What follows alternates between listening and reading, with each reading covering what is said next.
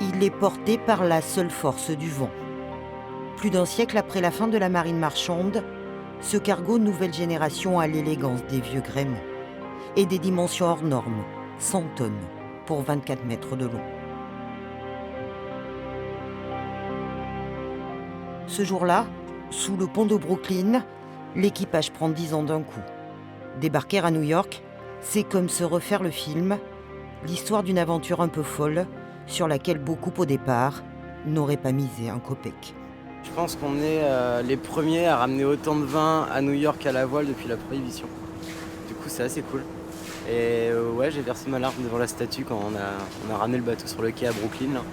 Au-delà de l'aventure maritime, Grain Sail est avant tout une entreprise commerciale bien rodée, qui sait d'où elle vient et où elle va.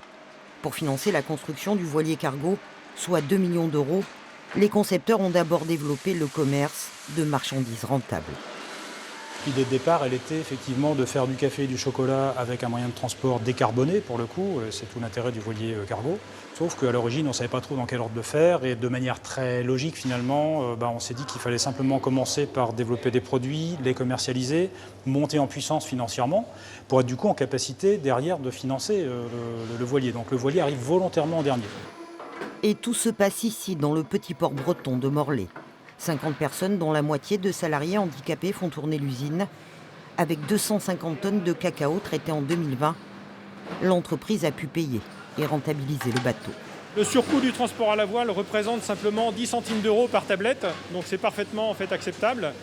On ne fait pas de l'écologie pour perdre de l'argent ou pour faire en sorte que ça ne marche pas, évidemment. On a trouvé un équilibre économique qui nous permet d'être performants.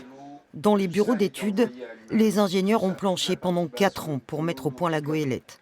La coque 100% aluminium a pris forme sur un chantier de Couéron en Loire-Atlantique.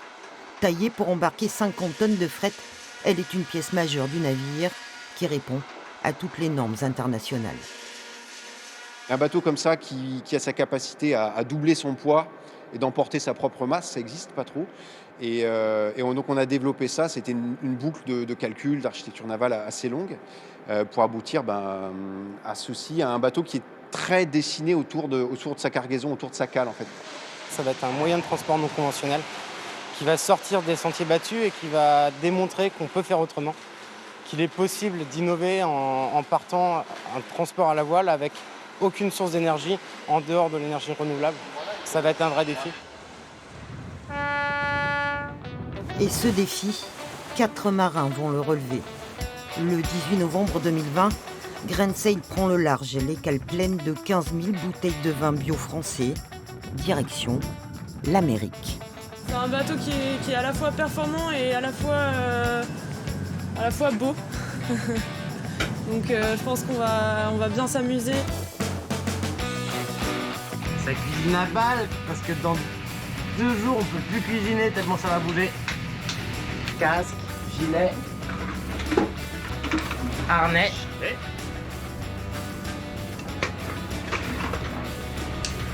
Chacun aura sa petite valise à liesse dans sa poche. À bord, les conditions de navigation sont parfois musclées.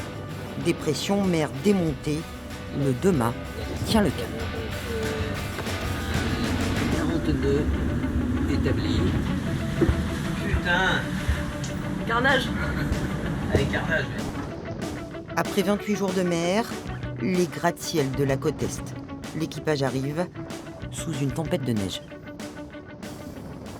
On a eu 7 dépressions, 4 anticyclones. On a choisi sur certaines dépressions de tester le bateau. Donc on a été dans des tempêtes jusqu'à 120 km/h de vent et 7 à 8 mètres de vagues qui déferlaient. Et le bateau a très très bien tenu. Ça a permis de casser ce qui devait casser pour pouvoir fiabiliser le bateau et pouvoir partir sereinement sur le reste de notre périple. Jusqu'en République dominicaine, la mer se fait plus douce. Alors le liquide vaisselle, ça peut l'air compliqué. Tu fais quoi Nao? Liquide vaisselle, mon pote. Bio. Ça se foutu partout. À Puerto Plata, l'équipage embarque 35 tonnes de cacao. Après 3 mois de voyage, les fèves séchées arrivent à bon port. Elles sont déchargées entre 2 paquebots sur les quais de Saint-Nazaire. Le projet Grain de Sel, qu'on l'a imaginé en 2010, c'est vraiment de développer des deux côtés de l'Atlantique plusieurs torréfactions et chocolateries et de coupler l'ensemble de ces sites progressivement à un navire, puis un deuxième, un troisième. Donc là, Grain de Sel 2, effectivement en design, ce sera un navire qui sera 2 fois plus long que celui-là, donc il fera 50 mètres, et avec une capacité d'emport de 250 tonnes en cale. C'est une satisfaction de boucler la boucle avec tout ce qui était suivi de chantier avant, mais c'est surtout une satisfaction de savoir qu'on l'a fait, que c'est possible et qu'on va pouvoir continuer de développer nos projets et regarder l'avenir avec le sourire et de façon optimiste. Chaque année, Grain de Sel fera 2 boucles transatlantiques. Une à l'automne, l'autre au printemps. La prochaine partira dans quelques jours. Loïc, le capitaine, cette fois passera la main.